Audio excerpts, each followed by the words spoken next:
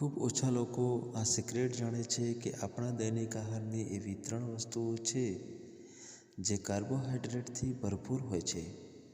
જો તમે આ 3 વસ્તુ ખાવાનું બંધ કરી દેશો તો તમારા વજનમાં ધરખમ ઘટાડો ગણતરીના દિવસોમાં થઈ જશે. એક વખત વજન કંટ્રોલ બહાર જતું રહે તો તેને ઘટાડવું મુશ્કેલ થઈ જાય છે. જો કે વજન ઘટાડવું અશક્ય નથી, બસ તેના માટે તમારે ખાવા પીવાની કેટલીક આદતો બદલવી જરૂરી છે. વજન ઘટાડવા માટે કસરત કરવાની સાથે જરૂરી છે કે તમે તમારા આહારમાંથી કેટલીક વસ્તુઓની બાદબાકી કરી દો. ખૂબ ઓછા લોકો આ સિક્રેટ જાણે છે કે જો ઝડપથી વજન ઘટાડવું હોય તો ભોજનમાંથી માત્ર 3 વસ્તુઓને દૂર કરી દેવી જોઈએ. જો તમે 1 મહિના સુધી આ 3 વસ્તુઓને ખાવાનું ટાળશો તો તમે જોશો કે તમારા વજનમાં નોંધપાત્ર ઘટાડો થઈ ગયો છે. જે 3 વસ્તુની અહીં વાત કરી રહ્યા છીએ તે કાર્બોહાઈડ્રેટથી ભરપૂર છે. જે લોકોને પોતાનું વજન ઘટાડવું હોય તો તેમણે કાર્બોહાઈડ્રેટનું સેવન ઓછું કરવું જોઈએ. આપણા દૈનિક આહારની એવી 3 વસ્તુઓ છે જે કાર્બોહાઈડ્રેટથી ભરપૂર હોય છે.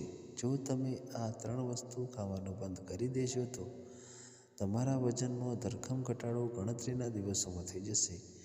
જો તમે તમારું વજન ઘટાડવાનું મનથી નક્કી જ કરી લીધું છે તો ખાંડ ખાવાનું બંધ કરી દો. ખાંડ એ મીઠું ઝેર છે જે હાઈ બ્લડ પ્રેશર, ડાયાબિટીસ, હાર્ટની બીમારી અને અન્ય સ્વાસ્થ્ય સમસ્યાનું જોખમ વધારે છે. આહારમાંથી ખાંડની બાદબાકી કરી તમે તેના બદલે ગોળ, મિશ્રી કે બ્રાઉન શુગરનો ઉપયોગ કરી શકો છો. વજન ઘટાડવું હોય તો 1 મહિના સુધી બ્રેડ કે મેદાથી બનેલી અન્ય વસ્તુઓને ખાવાનું પણ છોડી દો. મેદામાં રિફાઇન્ડ કાર્બોહાઈડ્રેટ હોય છે જે ઝડપથી પચે છે અને શરીરમાં ગ્લુકોઝ વધારે છે. તેના કારણે વજન પણ ઝડપથી વધે છે. ખાંડ અને મેદાની જેમ ચોખા પણ રિફાઇન્ડ ફૂડ છે. તેમાં કેલરી અને કાર્બોહાઈડ્રેટ વધારે હોય છે અને અન્ય પોષક તત્વો ઓછા. તમારા દૈનિક આહારમાંથી જો તમે સફેદ ચોખાને બાદ કરી દેશો તો વજન ઝડપથી ઘટતું જોવા મળશે. ચોખાના બદલે તમે જવ, ઓટ્સ, બાજરો કે અન્ય આખા અનાજનું સેવન કરી શકો છો.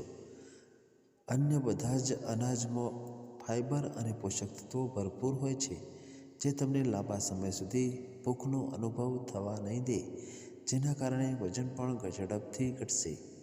ધન્યવાદ.